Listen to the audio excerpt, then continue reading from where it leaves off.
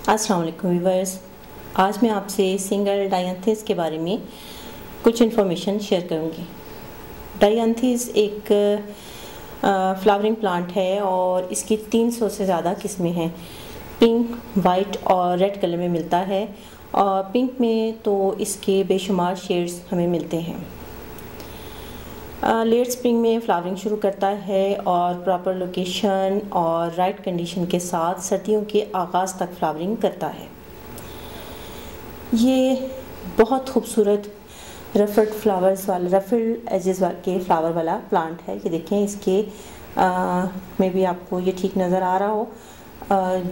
मेरे पास ये white colour में है और इसके जो पत्ते हैं वो हल्का सा ग्रे टच लिए हुए होते हैं जो बहुत खूबसूरत लगते हैं। सबसे पहले तो हम बात करते हैं कि इसकी प्रोपेगेशन कैसे करेंगे। तो इसकी प्रोपेगेशन हम इसको डिवाइड करके भी कर सकते हैं और ये काम हमें लेट विंटर में करना है और या अगर हम अर्ली स्प्रिंग में भी इसकी डिवीजन कर सकते हैं।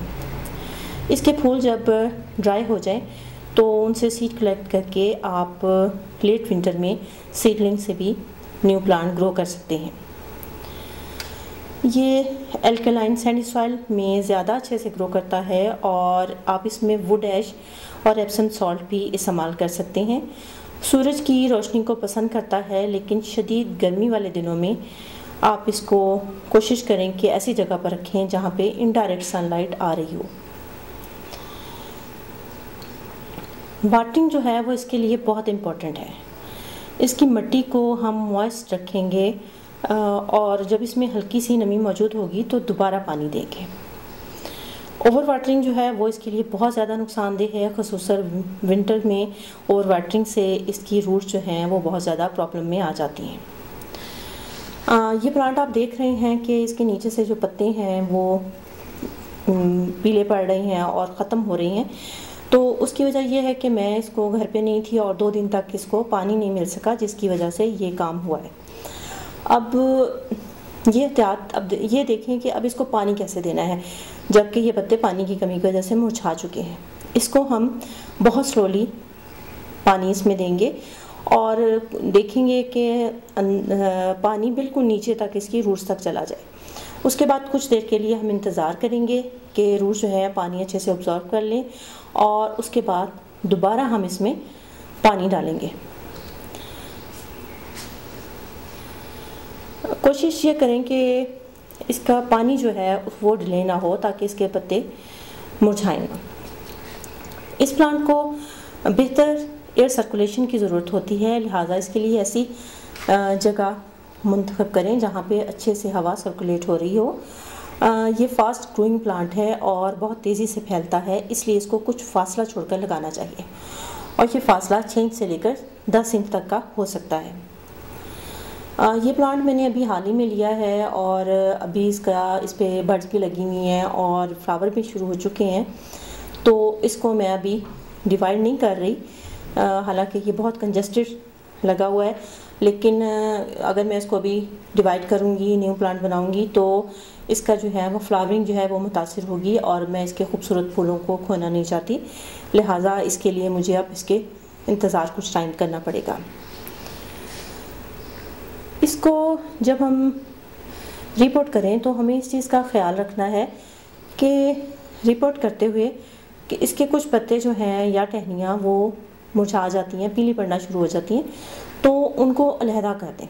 मतलब प्लांट से उनको रिमूव कर, स्टेम हैं वो निकाल दें, पत्ते हैं उनको रिमूव कर दें। अब ये पत्ते रिमूव करने वाले हैं, इनको मैं रिमूव कर दूँगी। और क्योंकि ये रूट्स के साथ अटैच ज़रूर हैं और कुछ ना कुछ हिस्सा अपनी खुराक का इस प्लांट से हासिल ज़रूर कर रहे हैं, तो हमें क्योंकि एक फ्रेश और हेल्दी प्लांट चाहिए, तो जो इस तरीके से ऐसा प्लांट है जो ख़राब हो रहा है उसको हम अलहदा कर देंगे तो न्यू ग्रोथ जो है वो ज़्यादा अच्छे से शुरू होगी। विंटर जो है वो इसका रेस्ट पीरियड है, लिहाजा हम ये करेंगे कि सॉइल से ऊपर 1 इंच से लेके 2 इंच तक का आप जो मुनासिब समझें वहाँ से इसको कट कर दें ताकि ये अच्छे से रेस्ट करे और न्यू ग्रोथ के लिए अपने आप को तैयार करे और फ्लावरिंग सीज़न में ये अच्छे से जो है फ्लावर प्रोड्यूस कर सके। एंड में हम जो है एक दफ़ा दोबारा एक ओवरव्यू ले लेते हैं कि इस प्लांट की क्या रिक्वायरमेंट्स हैं और इसको कैसे हम बढ़ा सकते हैं। सबसे पहले तो ये कि हम इसे डिवीजन और सीडलिंग के ज़रिए इसकी प्रोपेगेशन कर सकते हैं। सन लविंग प्लांट है, इसकी वाटरिंग के लिए बहुत ज़्यादा एहतियात की ज़रूरत है। एल्कलाइन सैंडी सॉइल पसंद करता है और 2 से 3 साल के बाद इसको रिपोर्टिंग की ज़रूरत होती है। उम्मीद करती हूँ कि डायांथिस के बारे में इस इन्फॉर्मेशन से आपको कुछ फ़ायदा ज़रूर हुआ होगा और अब आप अपने प्लांट की अच्छे से केयर कर सकेंगे। अगर आपको ये वीडियो पसंद आए तो लाइक ज़रूर कीजिएगा और अगर आपने मेरे चैनल को सब्सक्राइब नहीं किया और आप किसी और प्लांट के बारे में कुछ मालूमात हासिल करना चाहते हैं तो ज़रूर सब्सक्राइब कीजिएगा। जल्द ही आपसे दोबारा मुलाकात होगी, तब तक के लिए अल्लाह हाफिज़।